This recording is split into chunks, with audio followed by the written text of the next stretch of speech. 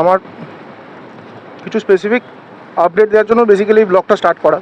সেটা হচ্ছে সামনে 15ই আগস্ট একটা লম্বা ট্রিপ করার প্ল্যান আছে।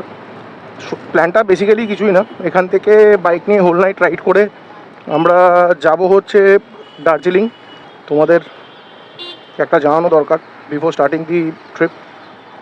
আমাদের প্ল্যানটা হচ্ছে বেসিক্যালি সন্ধ্যা এখান থেকে বেরোবো, হোল নাইট রাইড করবো, রাইড করে ডাইরেক্ট একেবারে পাহাড়ে যাব। আমরা কোথাও হল্ট নেব না। প্রথমে ভেবেছিলাম শিলিগুড়িতে হল্ট নিয়ে তারপরে ওখান থেকে নেক্সট ডে পাহাড়ে উঠবো, বাট চেক করলাম যে রাস্তা এখন এতটাই ভালো আছে আগের থেকে, যা অন্যান্য ভিডিওতে দেখেছি, তো সেই বেসিসেই রাস্তা এখন অতটাই ভালো আছে।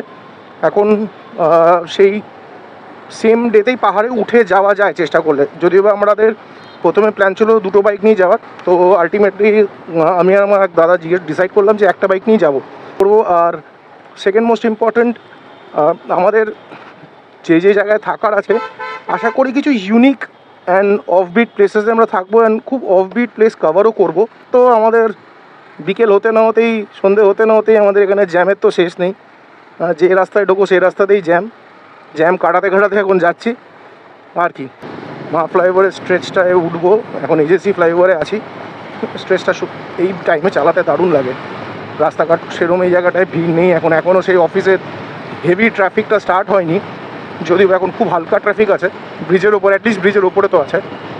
এরপরেই শুরু হবে সেই যুদ্ধ, সন্ধ্যেবেলা ফেরার। বাপরে বাপ, যা অবস্থা হয়! যারা সল্টলেক বাউন্ডে চাকরি করো তারা সবাই জানো যে কী অবস্থা হয়। চিংড়িঘাটা একটু বৃষ্টি পড়লেই পুকুর হয়ে যাচ্ছে, আর না হলে সন্ধ্যেবেলা এত জ্যাম, ক্রস করতে করতে অবস্থা খারাপ হয়ে যায়। তো এটাই দুঃখজনক ব্যাপার, কিন্তু কিছু করার নেই। শহরে বাস করতে গেলে নিজেদের মানিয়ে নিয়ে চলতে হবে, আর এই যাত্রায় রোজ ভুগতে হবে।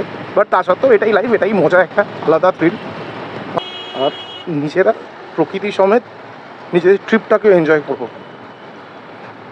তো হোপ ফর দ্য বেস্ট, এই কী হয়, কীরকম জিনিসটা দাঁড়ায়।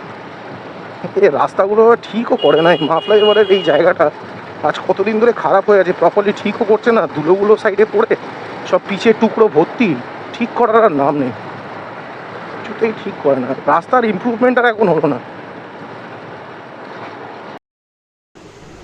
আশা করি তোমার আমার এই ভিডিওটা ভালো লাগলো। একটা ছোট্ট ব্লগ করলাম, প্রথম সেট আপ দিয়ে কীভাবে রাইড হচ্ছে একটু জানিও কেমন ভালো লাগলো কি লাগলো না। আর এখন আমার চ্যানেলটাকে রিকোয়েস্ট করবো সাবস্ক্রাইব করার জন্য, ভিডিওটাকে লাইক শেয়ার করো, অ্যান্ড আমার সাথে কানেক্টেড থাকো for next trip. See you guys.